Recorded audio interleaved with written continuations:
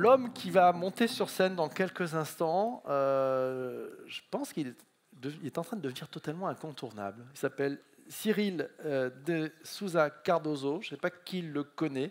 Est-ce que vous l'avez déjà vu? Ceux qui l'ont déjà vu, levez la main. Eh ben, il gagne à être connu. Il y a encore du monde, hein, Cyril. Il y a encore du monde. Bon, pour celles et ceux qui ne le connaissent pas encore, c'est un entrepreneur.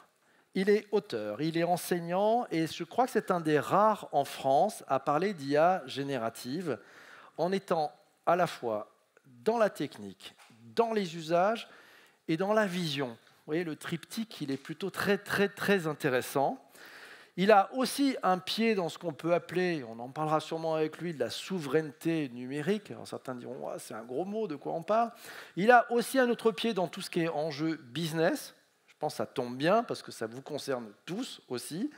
Et puis, il garde, et c'est ça que j'apprécie chez lui, les deux mains dans la pratique. C'est quelqu'un qui fait du learning by doing et qui a en plus cette capacité à le transmettre aux autres. Restez bien concentrés, je lui ai demandé de faire un exercice de synthèse juste en 20 minutes, de nous partager son connaissance, son savoir à ce jour.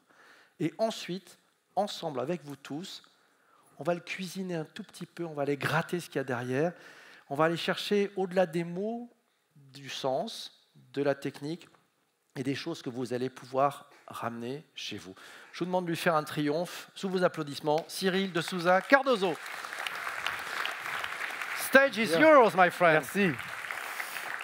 Bon, il faut être au niveau de la présentation, là. Merci beaucoup. Mais écoutez, en tout cas, très content d'être devant vous. Certains m'ont déjà vu, effectivement, sur scène. Moi, je vais vous poser une autre question dans cette salle ici. Qui utilise l'IA au moins une fois par mois? À main levée. OK. Qui l'utilise au moins une fois par semaine? Et qui l'utilise au moins une fois par jour? OK. Bon. Qu'on soit clair, vous avez vu à peu près les proportions, hein. Je pense qu'on est 80-90% qui l'utilisent au moins une fois par mois. On est face à la vague technologique la plus importante de notre époque. Il faut, pour à minima comprendre l'impact de l'IA sur nos organisations, le management et la société, cumuler l'effet de l'arrivée de l'ordinateur, d'Internet et du smartphone. Avec une différence, c'est que tout ça va se faire dans un temps très court. En l'espace de 24 mois, on est passé de 1% des professionnels français qui utilisaient de l'IA au travail à 30% aujourd'hui. Aucune vague technologique ne s'est diffusée aussi rapidement. 85% des étudiants l'utilisent de manière hebdomadaire.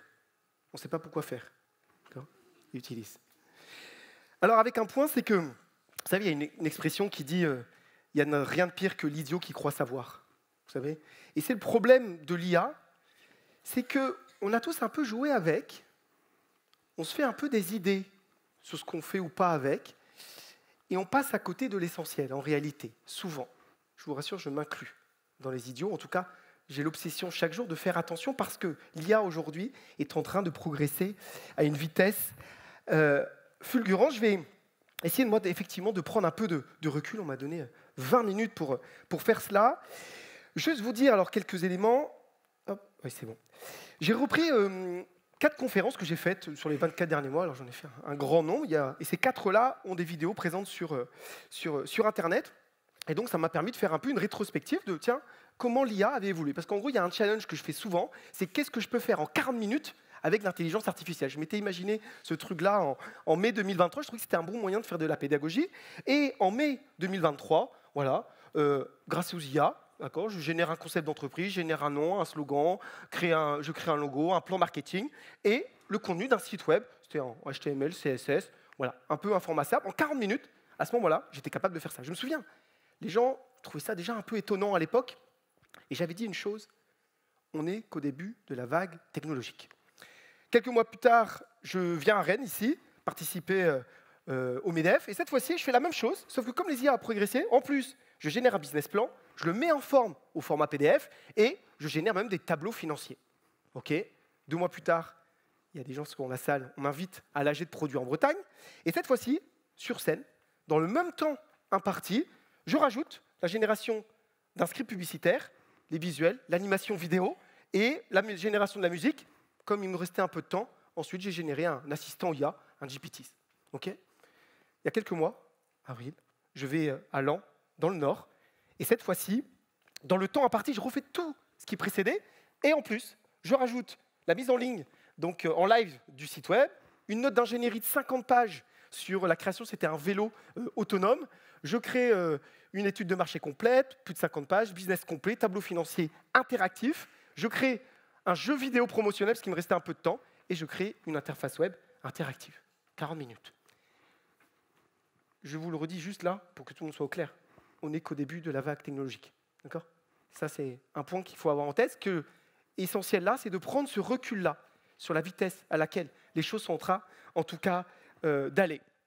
Et qu'on soit clair, alors, je pense que vous êtes tous utilisateurs des IA, et j'ai aucun doute sur le fait que vous sachiez parfaitement utiliser ChatGPT, que vous avez remarqué qu'en haut, il y a des modèles notamment, c'est pareil sur Gemini, que vous savez bien faire la différence entre un large language model et un large reasoning model. Vous n'utilisez pas le 4O comme le O3, bien entendu, et c'est très clair pour tout le monde dans cette salle, si jamais ça ne l'était pas. D'accord ?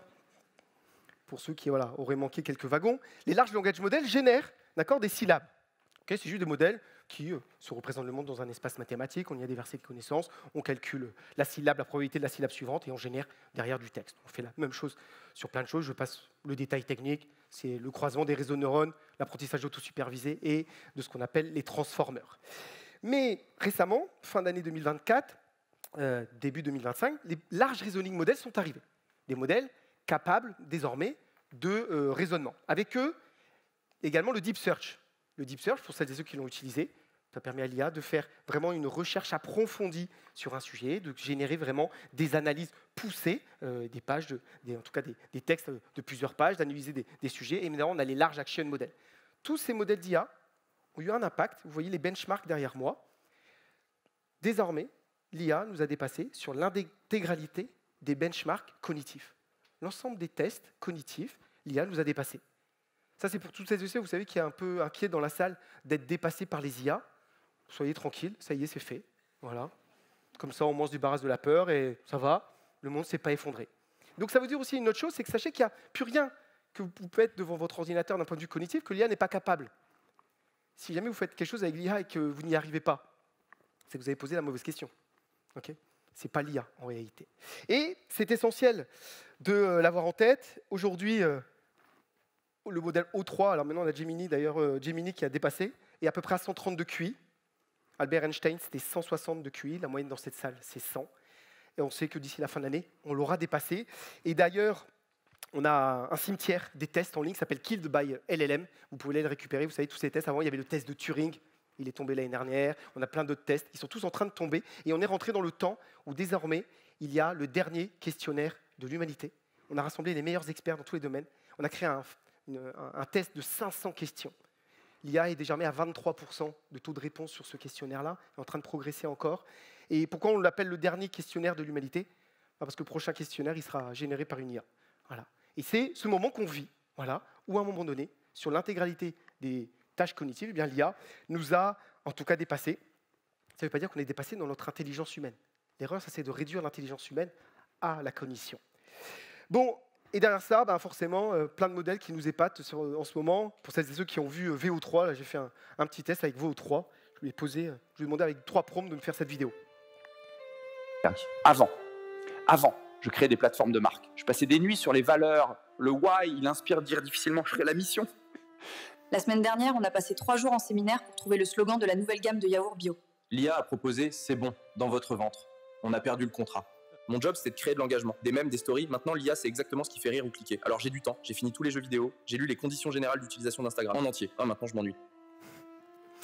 Vous voyez ici, simple, ça j'ai calculé en 1 minute, j'ai généré cette vidéo-là, d'accord ? Et les modèles sont en train de progresser, il y a encore des petites imperfections, mais voilà, on a cette capacité de générer très facilement ce type de vidéo.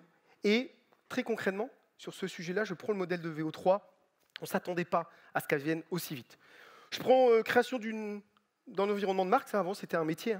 Je ne sais pas si certains d'entre vous étaient au courant, créer des environnements de marque, c'était un métier. À l'ère de l'IA, ça prend 9 minutes. Voilà, Lovable, je lui ai juste demandé de me créer justement ma marque là, de vélo autonome. Et en 9 minutes, il a généré tout ça. Design d'application mobile, logo, les environnements, les goodies, les cartes de visite, shooting photo. 9 minutes, Lovable, assez simple, accessible à tout le monde, désormais en ligne. Jeux vidéo, j'ai utilisé ici Code 4, je l'ai développé moi-même, sans toucher au code. Et ici, eh bien, 1 heure. Bon, c'était le temps d'appréhender, mais j'ai un vrai jeu vidéo en ligne. Il est disponible d'ailleurs vous pouvez même scanner le QR code. Et il est disponible, un vrai jeu vidéo avec musique, assez insupportable parce que vous savez, j'ai fait un truc en mode pixel art, un peu nostalgique. Mais 1 heure pour générer aujourd'hui un jeu vidéo. Large Reasoning Model, je vous inviterai à scanner d'ailleurs ce QR code pour le coup, puisque là j'ai fait une note, j'ai demandé à l'IA de faire mon travail, je lui ai demandé de générer l'état de l'art et impact pour le marketing et la stratégie de marque. Alors j'ai généré, c'est l'IA qui a généré la note complète et je lui ai demandé de générer le site web également, que vous pouvez récupérer ici.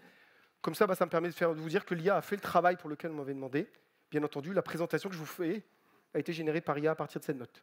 Okay, et derrière, les large action models, désormais, qui sont en train de transformer notre interaction à la machine. Je prends un exemple ici. Convergence, je regarde mon timing à chaque fois. C'est un outil qui vient d'être racheté d'ailleurs récemment, qui vient d'être d'ailleurs retiré du marché. Mais Convergence, par exemple, me permettait simplement de demander « organise mes vacances au Portugal pour un couple et un enfant, 3 ans, 2 premières semaines de juillet, propose quelque chose un peu de nouveau qui sort des sentiers battus. » Et l'IA, toute seule, va sur les interfaces, Booking, remplit les formulaires. Si vous lui donnez votre carte de crédit, elle paye à votre place. Je ne lui ai pas donné ma carte de crédit, mais vous pouvez le faire. Et quand, sur la route, elle se dit, tiens, ce petit restaurant, il a l'air sympa, il faudrait réserver, mais il n'y a qu'un numéro de téléphone. Bien sûr, elle s'occupe pour vous, elle appelle le restaurant et elle réserve pour vous le restaurant dans la langue, d'ailleurs, du restaurant. D'accord ? Ça, c'est tout simplement ce qui est disponible aujourd'hui, ce qu'on appelle les agents IA. Ça va fondamentalement transformer énormément de choses, bien entendu, dans nos environnements. Donc, moi, je vais essayer de me dire, OK, vous, maintenant, dans cette salle, comment vous emparez de tout ce potentiel ? J'avais envie de vous partager, moi, 5 idées sur le sujet. Avec un point, cependant, qu'on soit clair, ces IA vont avoir un impact. Celles et ceux qui avaient encore un doute en venant dans cette conférence, j'espère que vous avez levé le doute. D'accord ? Il faut vraiment que vous ayez conscience que ça y est, les impacts ont commencé. Je prends l'exemple ici. En 12 mois, 27% des emplois de codeurs ont disparu aux États-Unis, ramenant le niveau à l'ère pré-Internet. On commence à avoir déjà les impacts dans énormément d'environnements. Et oui, on va avoir cette dimension-là qui va avoir un impact. J'insiste, ici, c'est juste des emplois de codeurs. Ce n'est pas les ingénieurs logiciels. Les ingénieurs logiciels, qui ont un peu plus de recul, eh bien, effectivement, ont des emplois plutôt en croissance. Et on vit ce moment un peu particulier où, vous avez vu le nombre de personnes qui utilisent l'IA ici. Et pourtant, dans nos entreprises, on a encore peu de cas. On a peu de cas d'usage. On a encore peu de cas mis en œuvre. Pourquoi ? Tout simplement parce qu'on est dans ce moment où il y a une sorte de surestimation de l'impact à court terme de l'IA. Par contre, je vous le dis, malgré tout ce que je vous ai présenté là, on sous-estime l'impact que va avoir l'IA à long terme. Et c'est pourtant une transformation profonde. Je vous donne 5 choses, et comme ça, après, on va pouvoir en discuter, 5 réflexions pour que vous puissiez, en tout cas, naviguer dans cette époque. Le premier, pensez IA agentique. Il y a eu une conférence tout à l'heure qui l'a abordé. J'ai mon associé ce matin, Martin, qui a donné une conférence avec certains outils d'IA. Il en a parlé également.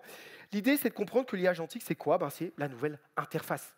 Ces agents dont je vous parle ont cette capacité désormais de se connecter eux-mêmes par des protocoles, même en se passant des API, aux outils, les remplir, d'aller sur les interfaces à vos places, de venir remplir votre mail, d'écrire un mail, de venir dans votre agenda, de prendre connaissance et de venir interagir. Avec une dimension, c'est que du coup, je vais de plus en plus interagir par la voix avec ces IA ou par le langage naturel. Toutes ces briques sont sur la table, il va juste falloir maintenant devenir des concepteurs d'agents. Et ayez ça en tête, l'ordinateur a ouvert l'ère des logiciels, Internet, l'ère des sites web, les smartphones, l'ère des applications. L'intelligence artificielle va ouvrir l'ère des agents qui va remplacer toutes les vagues précédentes. C'est ça, et c'est dans cet environnement-là qu'il va désormais falloir naviguer.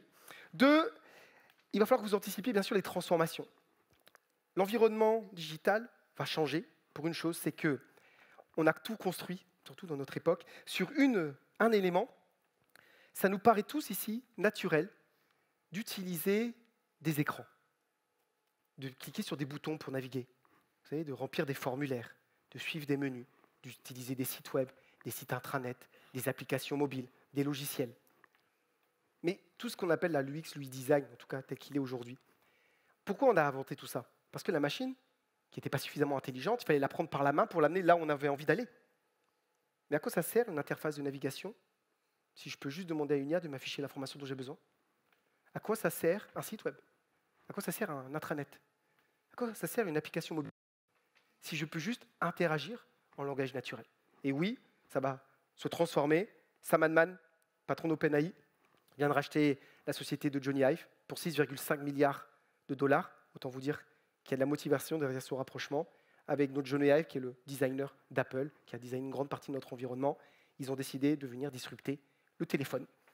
Et je pense, vous savez, il y a une jeune génération ici, quand on leur dit, vous savez, avant, on n'avait pas de smartphone, ils sont étonnés. Ils se disent, c'est vrai, les gens sont étonnés, ils se disent, mais comment vous donniez rendez-vous, comment vous retrouviez? Mon père, il dit, bah, on était à l'heure, ouais, c'est vrai. Mais le fait, c'est que moi, je parlerai à ma fille, et je dirais, mais tu sais, moi, j'ai vécu dans un monde où il y a des gens, ils cliquaient sur des boutons, ils remplissaient des formulaires, ils allaient sur des sites web, il y avait tout un travail, ils utilisaient des outils comme Excel, PowerPoint. Elle va me dire, mais c'est quoi ces trucs? Elle n'y croira pas. Et bien c'est ça, c'est ce monde-là dans lequel il va falloir naviguer avec plein d'opportunités. Inutile bien sûr que vous dire que la recherche web va se transformer. 60% des recherches d'ici la fin de l'année vont basculer entièrement sur les moteurs de recherche IA. Et globalement, nos interactions sur les réseaux sociaux vont se transformer. D'ailleurs, je ne sais pas si vous l'avez remarqué, Facebook pense que les réseaux sociaux, c'est terminé. Et d'ailleurs, il a décidé de tout baser maintenant sur sa plateforme IA, d'où l'intégration de l'IA directement dans WhatsApp, en tout cas qui vous a été imposé parce que vous n'avez pas eu le choix. Eh bien, c'est cette perspective-là. Pourquoi? Parce qu'on le sait, eh bien, le réseau social va se transformer. La grande question, c'est est-ce qu'on arrive sur un Internet zombie? 70% des contenus sur LinkedIn sont générés par IA. Est-ce qu'on va continuer là-dedans? Ou est-ce qu'on va être dans des environnements, Caractère AI, qui est le deuxième site d'IA le plus utilisé au monde? Eh bien, c'est une sorte de réseau social où certaines personnes sur le réseau social sont des êtres humains, d'autres sont des IA, et on interagit ensemble.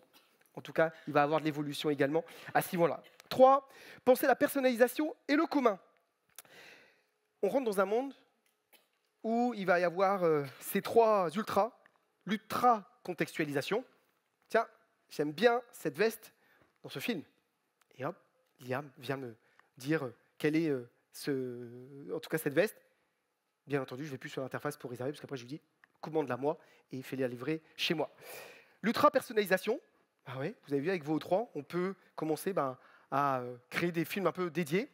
Ça pose un problème, c'est que si je commence tous les soirs à rentrer chez moi, à me générer des films de moi-même, je sais pas, en mode James Bond, parce que j'ai pas trop d'ego, et je sais pas, ma compagne, elle est méchante, voilà, un truc comme ça. Le problème, c'est que le lendemain, quand j'arrive à la machine à café, j'ai plus rien à raconter aux autres, parce que chacun a vu son film. Donc il y a un petit sujet sur qu'est-ce qui va faire commun quand même de ce temps-là. Et bien sûr, l'ultra-co-création, une sorte d'intermédiaire, un film commun, et chacun en même temps le regardant, va avoir une version un peu différente, suivant ses réactions, etc. Parce que l'IA, à la volée, peut venir générer des choses. 4, pensée utile, éthique et responsable. On va vous le demander, c'est une exigence de notre époque, bien entendu, derrière ces enjeux-là, derrière ces IA. Il y a des enjeux, et bien comme dans le numérique général, bien sûr des enjeux également d'écologie, des responsabilités sociales, il va y avoir des impacts à l'intérieur de ça. Bien entendu, aucun d'entre vous n'a fait de starter pack, et voilà. Mais sachez qu'il y a des gens qui se sont amusés sur les réseaux sociaux à générer leur starter pack et à le partager. Voilà. Je ne sais pas quelle était l'utilité du truc. Par contre, ça a eu un impact écologique certain. Okay, il va falloir se poser cette question-là. Avec un autre élément, c'est que la société va de plus en plus nous demander des comptes sur notre utilisation du temps. J'ai demandé à Liane de me faire un graphique sur notre rapport au temps.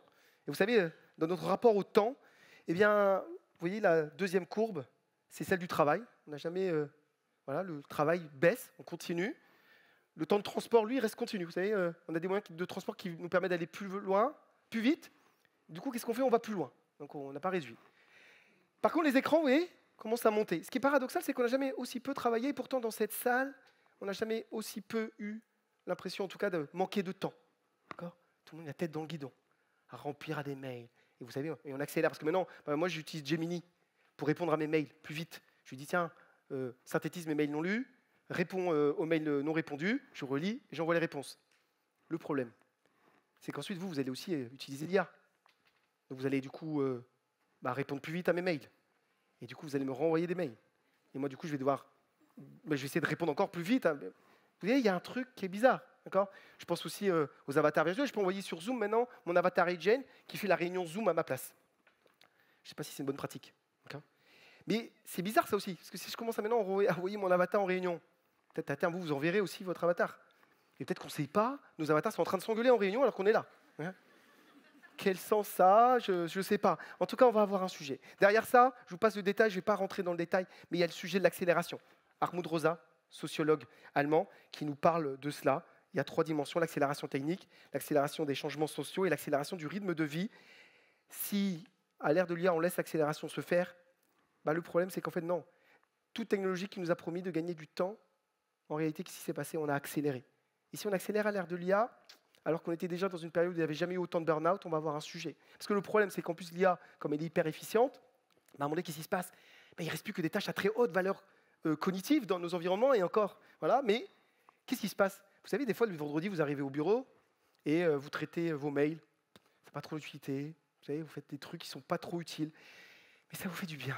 Vous savez, ça ne sert à rien, mais ça ne demande pas beaucoup d'énergie, c'est bien. Ça fait du bien. Bah, si toutes ces tâches elles disparaissent, qu'est-ce qui se passe? On va faire un travail à haute intensité, au rythme auquel on est? Bah non, on va avoir un sujet aussi derrière ça. Sachez qu'il y a un antidote potentiellement, ce qu'on appelle la résonance. Je ne vais pas rentrer là-dedans, parce qu'il faudrait aborder plein de questions philosophiques. Et oui, l'IA ne nous parle pas tant de la technique que de nous-mêmes, de notre rapport à la société, de notre rapport au travail. Et je termine avec un point, penser la valeur de l'humain à l'ère de l'IA.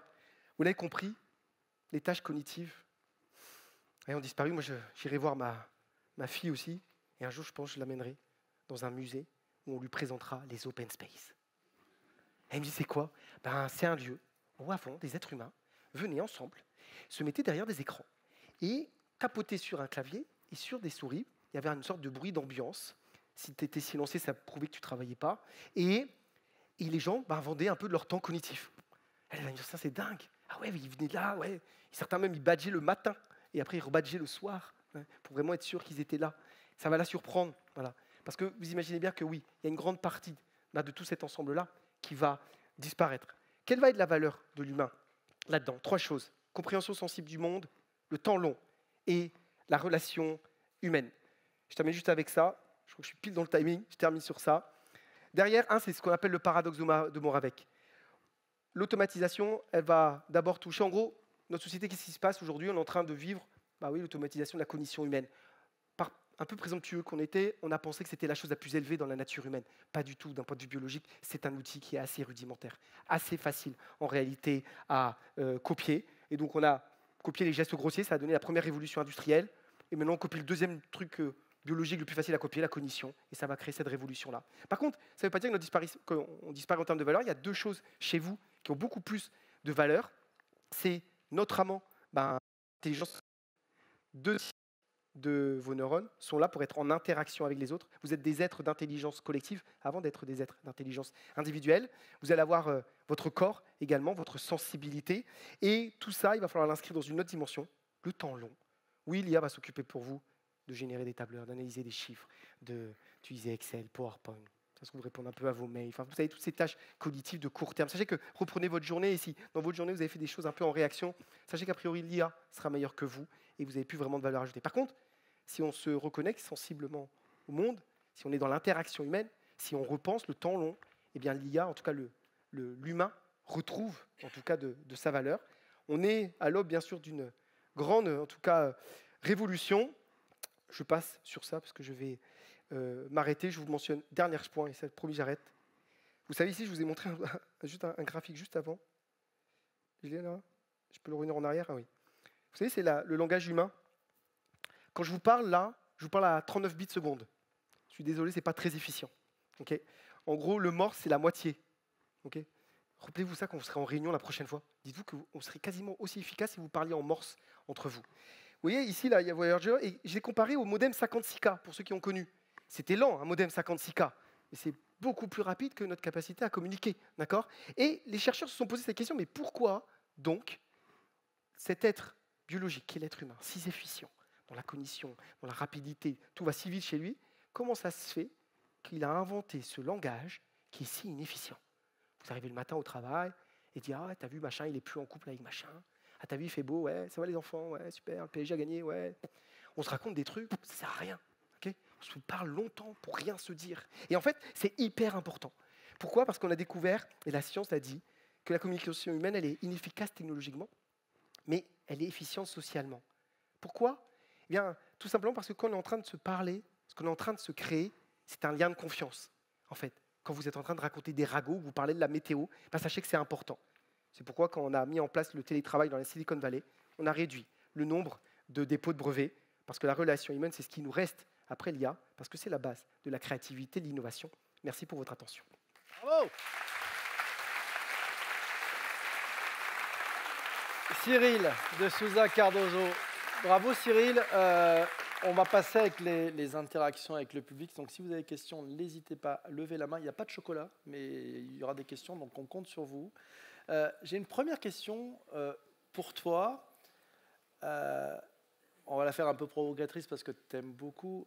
Quelle est la part de bullshit dans ce que tu viens de dire? Il faudrait demander, je pense, Vous à pouvez l'IA. poser n'importe quelle question après ça maintenant, hein, c'est facile. Mais tu as raison. Je pense qu'il y a en tout cas, il y a une part là-dessus sur dans cette présentation, à un moment donné, quand je fais un peu mon impact un peu fort, forcément, je suis en train de forcer le trait. Forcément, je suis en train de provoquer sur effectivement ce rapport à la cognition, etc. Je pense que potentiellement, en tout cas à court terme, les choses ne soient pas aussi impactantes que ce que je vous ai présenté. Je suis persuadé qu'à long terme, ce que j'ai présenté sera en dessous de la vérité. Par contre, ce qui est important, c'est dans cette salle que chacun d'entre vous se pose cette question. Quelle va être votre valeur ajoutée dans ce monde qui arrive? Ça, c'est la vraie question. Donc là, tu nous refais la loi de Roy Amara. Exactement. C'est ça. Donc on a vu tout à l'heure. Très très bien. Il nous a parlé du paradoxe de Moravec. Pour ceux qui n'ont pas suivi, vous connaissez le paradoxe de Moravec dont vous a parlé Cyril tout à l'heure? Non. On va vous donner une explication. Vous savez, c'est de se dire que finalement, c'est pas les robots et l'humain. C'est ça, si j'ai bien compris le paradoxe de Moravec. C'est-à-dire que c'est ce qui est facile pour des robots et pour la super machine. Compliqué pour les humains et inversement, c'est ça, hein? Tout à fait, tout à fait. Par exemple, si je veux prendre ici un verre d'eau, me le verser, me le prendre, c'est très simple pour nous, c'est très compliqué pour la machine, à cause justement de cet rapport biologique, c'est que notre corps est beaucoup plus efficient. D'ailleurs, la robotique, qui va arriver aussi dans notre monde, va se diffuser plus lentement, aura un impact plus lent que l'IA dans l'univers de la cognition, à cause de ces dimensions effectivement biologiques. Donc c'est ça, donc c'est pour ça qu'il fait qu'on vit dans un moment où les métiers d'avenir, c'est plutôt les métiers manuels et les métiers d'interaction humaine, ou la part d'interaction humaine dans vos métiers. Des questions dans la salle? Levez la main, n'hésitez pas, on va vous amener un micro. La première question étant toujours la plus difficile, je vais la faire moi, et après je vous laisse lever la main, allez-y, pour comme ça on va gagner du temps. On le voit, Cyril, les nouveautés en matière d'intelligence, notamment générative, intelligence artificielle générative, il y en a quoi? 2-3 par jour à peu près, je crois en ce moment. C'est bien insupportable de suivre. Nous, on a un expert nous, qui est. Donc, nous, on investit énormément avec Polaria et Goria, énormément dans la veille technologique. On a une personne dédiée à 100% là-dessus. Ah, ça, c'est la pub, mais il y en a combien en fait? Tout à fait. De nouveautés.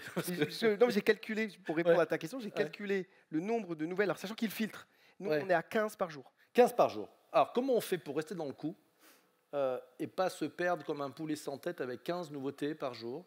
On fait quoi? On s'arrête, on laisse tomber la neige et on verra après. C'est quoi le conseil que tu pourrais donner à nos participants? Déjà, il faut suivre d'excellents experts. Donc, non, ne refais pas la pub, s'il te plaît. Voilà, c'est normal.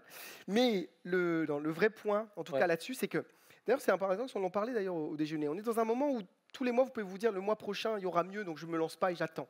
Mais en fait, sachez que l'instabilité technologique dans laquelle on est va durer encore au moins 10 ans. Pourquoi? Parce que dans la feuille de route technologique qui est la nôtre, eh bien, en intelligence artificielle, on va avoir le croisement avec la robotique, avec la blockchain, avec la réalité augmentée, et va suivre, à compter de 2030, l'arrivée de l'ordinateur quantique, qui sera un coprocesseur et qui va de nouveau également produire en tout cas une accélération. Donc si on attend la stabilité, c'est quelque chose en tout cas qui n'est pas prêt d'arriver. Par rapport à ça, je pense qu'en même temps, il ne faut pas se perdre. Utilisez l'IA là où vous avez envie, essayez de le rendre ludique, emparez-vous déjà d'un sujet et jouez avec. Et le deuxième élément, je crois que c'est l'intelligence collective le mieux. C'est comment je fais partie à des groupes, que ce soit au sein d'une organisation ou des groupes de partage, pour qu'on puisse pas, en tout cas, favoriser l'apprentissage entre pairs, justement dans l'appropriation. Je crois qu'une personne seule risque effectivement de passer à côté de pas mal de choses. Donc la machine à café, encore de beaux jours devant elle. Tu as une question de Jacob. Bonjour. Bonjour. Tout à l'heure, tu as parlé de quelques emplois qui ont disparu aux États-Unis, par exemple pour les développeurs. Et ma question, c'est que dans quelques années, est-ce que tu as une idée sur la disparition de certains emplois dans le monde entier? Merci. Alors, donne-nous des bonnes nouvelles, s'il te plaît. Oui, bien sûr. Non, mais on est à un moment où c'est sûr, il y a énormément de tâches cognitives qui, bien entendu, en tout cas, sont en train de disparaître, et de fait, une grande partie des emplois qui vont avec. Mais on vit à un moment où il est toujours difficile de faire la prospective sur un point, c'est que si dans cette salle, on remontait le temps, qu'on arrive dans les années 80 ici à Rennes, et qu'on allait dans la rue, qu'on allait voir les gens, et qu'on leur dise, tu sais qu'en 2025, il y aura des développeurs d'applications mobiles, des community managers, il y aura des responsables digitaux, il va y avoir des influenceurs, YouTube, Instagram. Les gens diraient, mais c'est quoi ces emplois, c'est quoi ces métiers? Eh bien, on vit ce moment où il est plus facile de voir ce qui disparaît et pas encore tout ce qui va apparaître. Donc la seule chose que j'ai, c'est que je ne sais pas exactement, en tout cas, quels sont les emplois qui disparaissent, mais ceux qui ne vont pas y ajouter, en tout cas, cette dimension d'interaction humaine, de ce rapport sensible au monde, ou encore de temps long, auront plus de chances de disparaître que les autres. Donc il y a vraiment cette dimension, c'est comment on réinvente le métier. On parlait des codeurs. Le codeur, c'est vraiment l'emploi de base qui génère purement du code. Aux États-Unis, les ingénieurs logiciels, qui utilisent d'ailleurs maintenant de l'IA pour coder une partie, sont en tout cas en croissance. Mais inévitablement, on va arriver l'année prochaine entre 90 et 95% du code informatique qui va être généré par IA. Forcément, ça aura de l'impact sur les métiers. Avant de passer le micro à Sandrine, qui a une question pour toi, je voudrais te demander, qu'est-ce qu'on fait pour celles et ceux qui ne veulent pas s'y mettre, qui ne se forment pas, qui finalement, c'est un peu un combat foutu. Qu'est-ce qu'on fait pour eux? Bon, déjà, il faut qu'on arrive à désacraliser un maximum. Il faut effectivement qu'on cherche en tout cas à les embarquer, mais qu'on soit clair face à ces personnes. On est face à quelqu'un qui, dans les années 80, vous dit, par conviction, moi, je n'utiliserai jamais l'ordinateur, jamais le mail, jamais le smartphone. La durée de vie professionnelle d'une personne dans les années 80 qui aurait dit ça aurait été courte. C'est la même chose, ce qu'on vit aujourd'hui. Il va falloir en tout cas s'embarquer. Par contre, je crois qu'il faut venir le désacraliser. L'intelligence artificielle, ce n'est pas intelligent. Il n'y a pas d'intelligence dans ces systèmes. Je sais que tout à l'heure, il y a une conférence sur l'intelligence artificielle générale. Okay, la personne ne vous a pas dit qu'il n'y a personne qui ne sait définir ce que ça veut dire.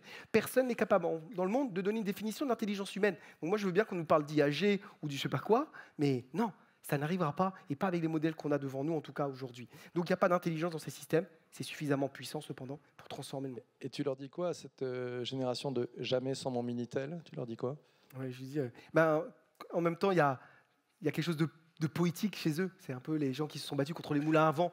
C'est génial. Donc voilà. Cervantes ressort de ce corps. Sandrine, tu as une question, je te laisse te lever et la poser à Cyril. Bonjour. Moi, ça serait plutôt un conseil sur par quoi on commence pour vraiment aller plus loin que ChatGPT qu'on a tous dans notre smartphone. On fait quoi pour vraiment creuser un peu plus un sujet, soit dans la productivité au boulot, soit dans le perso, pour vraiment développer des agents ou faire des choses un peu plus complexes? Qu'est-ce qu'on fait? Un conseil ou des outils autres que ChatGPT, ou alors c'est vraiment lui qui est le plus généraliste et qui permet quand même d'aller plus loin. Alors, du coup, c'est plus le meilleur écosystème. Le meilleur écosystème du moment, c'est celui de Gemini, d'accord? Donc celui de Google. C'est lui qui a pris le dessus dans à la fois les modèles, son intégration, et c'est la grande crainte d'ailleurs d'OpenAI. Je pense qu'il ne faut pas faire les choses par l'outil. N'oublions jamais qu'à un moment donné, l'IA, c'était qu'un outil qui doit être au service d'eux. Donc j'ai envie de vous dire plutôt, dites-vous, qu'est-ce que vous avez envie de faire? Par exemple, moi j'ai fait un exemple, moi j'adore jouer avec l'IA, donc je m'étais donné l'objectif de faire un jeu vidéo, j'ai produit un jeu vidéo, etc. Et en ce moment, je génère un documentaire vidéo complet, à peu près 5 minutes, où je vais générer. Donc forcément, je viens jouer. Parce que je me suis donné l'objectif de faire un documentaire qui va un peu synthétiser ce que je raconte un peu sur scène, et j'ai envie de le générer par IA. Donc je le prends par le projet, par l'objectif que j'atteins, et ensuite, je me dis, pour atteindre ça, quels sont les meilleurs outils potentiellement pour y aller? Donc je crois qu'il faut le prendre à l'envers, pas vous dire quelle est la question de l'outil. La question c'est, qu'est-ce que vous pourriez faire de génial avec l'IA? Et ensuite vous dire, OK, quels outils j'utilise pour potentiellement l'atteindre? Parce qu'effectivement, le champ est énorme devant nous, sachant que ChatGPT permet déjà de faire beaucoup de choses, sauf sur la partie large action model et tout ce qui va être effectivement les GPTs qui sont des assistants IA, pas encore des agents. Mais voilà. Donc c'est plutôt prendre l'objectif d'abord et ensuite définir. Alors, je crois qu'il y a une autre question. À côté de moi, j'ai Gilles qui n'a pas de questions à te poser, mais on va lui demander de se faire aider par une IA. Donc Gilles, on t'écoute. Est-ce que tu peux me donner une question, car je viens d'assister à une conférence sur l'IA. Donc on va voir si ça marche. Je sais pas, la connexion étant faible. Ok. Et alors je crois qu'il y avait une deuxième question. Ensuite, on va prendre la question de l'humain. Alors, je cours, je vole. On va essayer de faire ça. On échangera après. On échangera après. On va revenir. Sandrine avait une deuxième question, c'est possible. Pendant ce temps-là, les uns et les autres, n'hésitez pas à réfléchir. Je crois qu'on a planté l'IA dès qu'il n'y a pas de courant ou de Wi-Fi. Ça ne marche pas. La question était, il est là. Merci. Bonjour, merci pour cette conférence et ces punchlines. Demain, je dois réorganiser ma direction marketing. J'ai des modèles anciens avec des marketing digital, du community manager, etc. Demain, je recrute quoi comme profil? Alors, le sujet de la compétence, c'est un vrai sujet. Je crois que déjà, quand vous êtes dans cette perspective-là, il va commencer à falloir se dire, à penser votre équipe, non plus comme 100% humaine, mais dans laquelle il va y avoir des agents IA. Donc, du coup, quand vous allez commencer à placer ça dans votre réflexion, parce qu'effectivement, vous allez pouvoir avoir votre community manager, en tout cas une partie du community management qui peut être gérée, je ne sais pas, la personne responsable de la veille qui s'occupe, etc. Ça peut être aussi assisté par IA. Du coup, on est dans un moment où, effectivement, le sujet de la compétence est un vrai sujet. En ce moment, inévitablement, à cause du paradoxe de Moravec, des gens qui aiment l'interaction humaine, qui ont une facilité dans cette relation, c'est plutôt des gens qui vont avoir un avantage dans la période qui arrive. Il y a plusieurs compétences en termes de soft skills, forcément, qui viennent appuyer cette dimension-là. Et forcément, de manière très importante, la curiosité.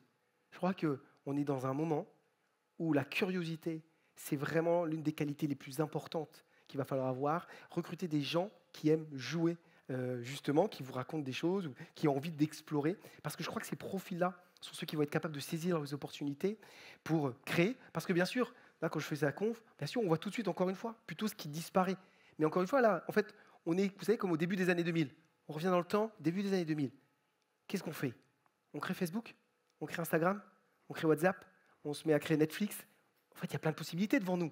Et au début des années 2000, peut-être que ça ne paraissait pas évident. Mais sachez qu'aujourd'hui, devant nous, il y a plein de possibilités. Et je crois que la curiosité, ça va être une des qualités premières. Soyez curieux, soyez curieux. Je passe le micro à Lina qui a une question à te poser. Merci.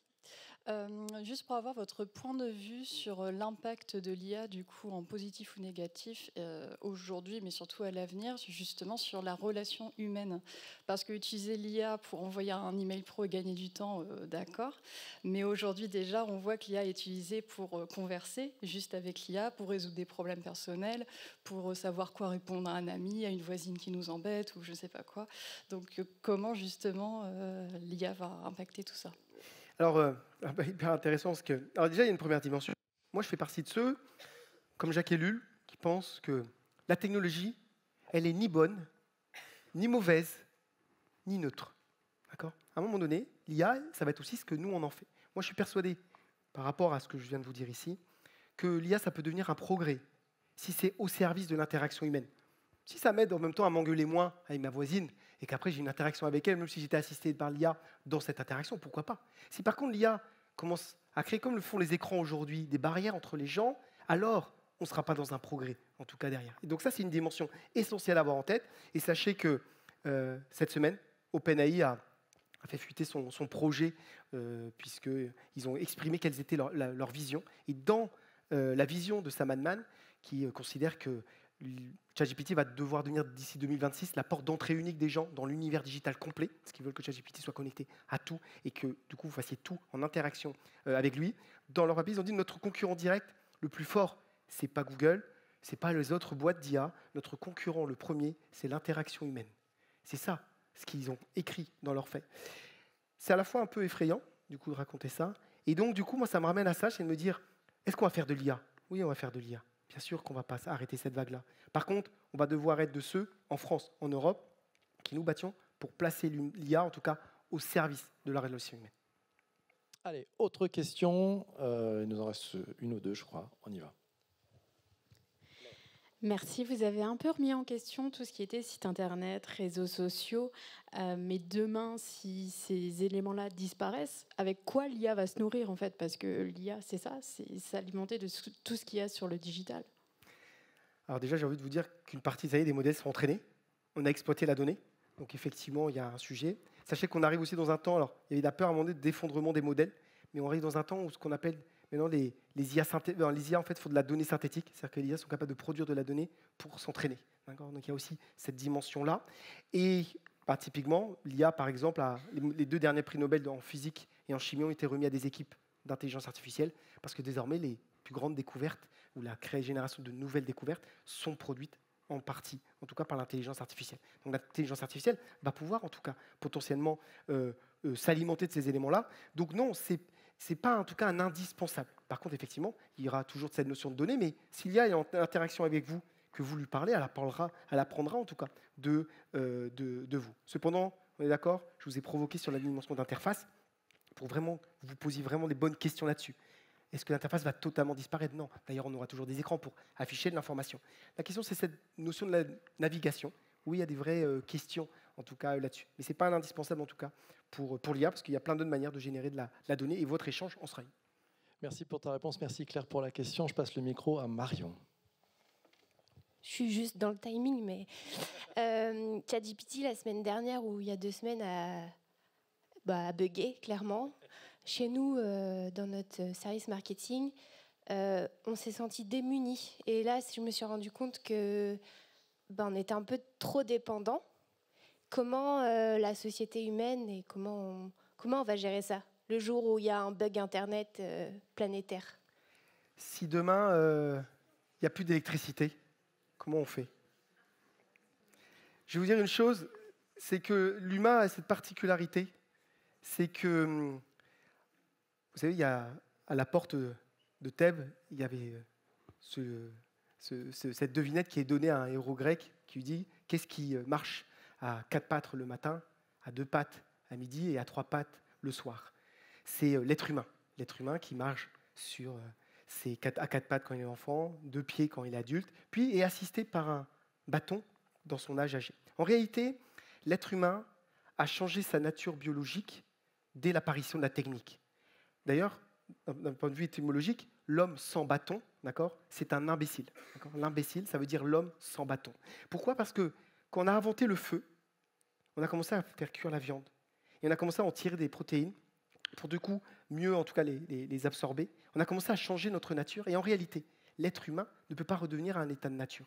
La technologie a toujours eu un impact, en réalité, sur notre biologie. Donc, ce n'est pas l'humain et la technologie de l'autre, c'est en effet les deux. Par contre, effectivement, ce que vous dites, c'est comment on crée une société moins fragile, plus résiliente. Et donc la question, c'est, il va falloir penser des espaces où on a besoin de l'IA, high-tech, peut-être qu'il y a plein de raisons responsables, peut-être de la low-tech, à d'autres endroits. Et à plein d'autres endroits, là, quand vous venez ici au salon, finalement, toutes les informations qu'on vous a données, vous êtes là, vous aurez pu suivre sur YouTube, etc. Vous êtes venu là, pourquoi? Parce qu'à un moment donné, ce qui est important, c'est notre interaction. Et c'est bien de se dire qu'il y a aussi de la no-tech à plein d'autres endroits. Donc c'est plutôt comme ça qu'on va essayer de penser, en tout cas, les choses. Mais on ne fera pas sans. Par contre, ouais, je comprends le fait d'être démuni. En termes de dépendance, si jamais ici, Trump décidait de couper Gmail et Outlook, je ne sais pas combien de gens pourraient s'écrire encore des mails ici. Donc la dépendance technologique, elle existe. On va tous se remettre au tam-tam. Dernière question, c'est celle d'Antoine qui est avec nous. Réponse courte, question courte. On est parti, Antoine. Moi, c'est surtout une question au niveau de l'éthique.